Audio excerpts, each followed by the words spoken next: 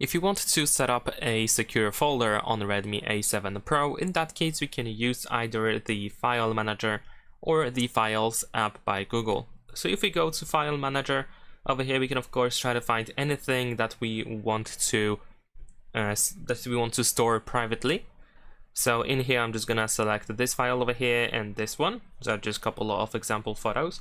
We can tap on more in the bottom right corner and then we can choose to make private. Then we need to confirm that we want to do that, and then we need to enter our screen lock password, or we can use fingerprint sensor.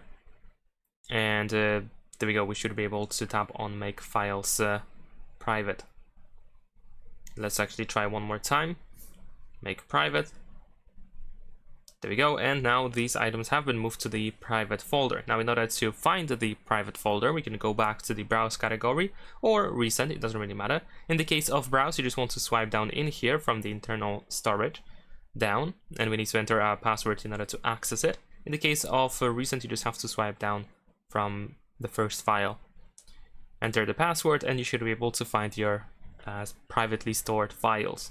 You can store privately in here pretty much anything. Any file type like videos, photos, documents, audio files, and so on and so forth. Anything that you can find inside the file manager, you should be able to store it privately.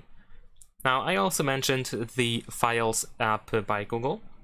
In here, it is pretty similar, but before we actually store something privately, we can use the save folder. So you can go to the save folder, create the password, and once you set it up, you can just once again choose whatever you want to store privately. Let's say I'm gonna choose these files over here. I'm not sure if I will be able to do so since they are on my micro SD card, but there we go. Here we have moved to save folder, so of course you want to select that option, and you should be able to store these files privately as well. That is pretty much it. Leave a like and subscribe.